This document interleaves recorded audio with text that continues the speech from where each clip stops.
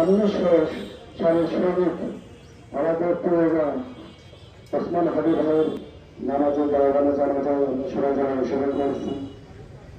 মনে করি যে আমরা একটা হারালাম একটা একজন অকুতোভয় সৈনিক,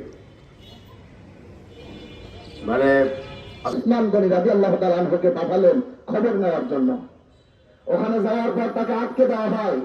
আটকে দেওয়ার পর সন্তান, তার সম্বন্ধে আমাদের ছোট ভাই ও পারভেজ মাজমাদার সাহেব, ওনার কাছে রিকোয়েস্ট যে উনি দুটো কথা বলার জন্য উদ্দেশ্য রওনা হলেন হুদায়বিয়া সন্ধির প্রান্তরে। ওই সময় বিভিন্ন প্রকার কথাবার্তা যখন শুরু হয়ে গেল, হুদায়বিয়া সন্ধির পর আজকের জানাজা থেকে আমরা হাতে হাত দিয়ে আল্লাহর নামে শপথ করে বলি আল্লাহু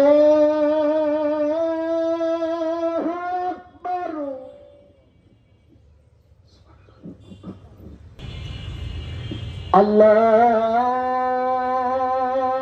আসসালামু আলাইকুম ওয়া রাহমাতুল্লাহ। আসসালামু আলাইকুম ওয়া রাহমাতুল্লাহ।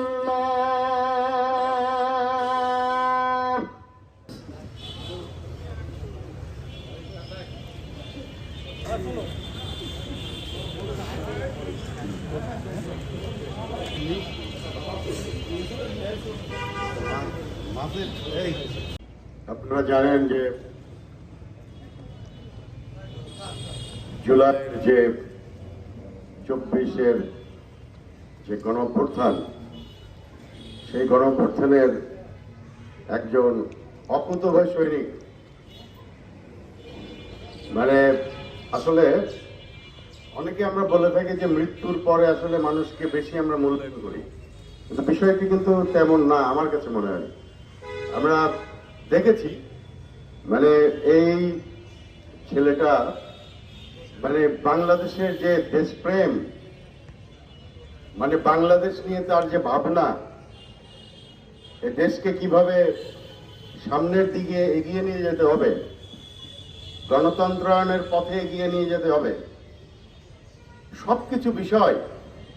এবং এত অল্প বয়সে আমার কাছে মনে হয় এত বেশি জ্ঞানী এবং ইতিহাস সম্পর্কে যার ব্যাপক আইডিয়া, যেটা অনেক রাজনীতিবিদের নেই।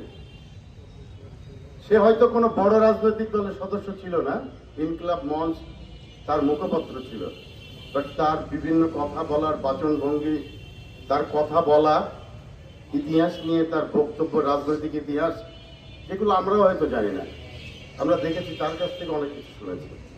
নতুন এবং ফিরে আসা গ্রাহকদের জন্য নগদে চলছে ক্যাশব্যাক সহ প্রতিদিন হাজারো উপহার জেতার সুযোগ। হবে আশা আর ফেরা, সারপ্রাইজ সেরা।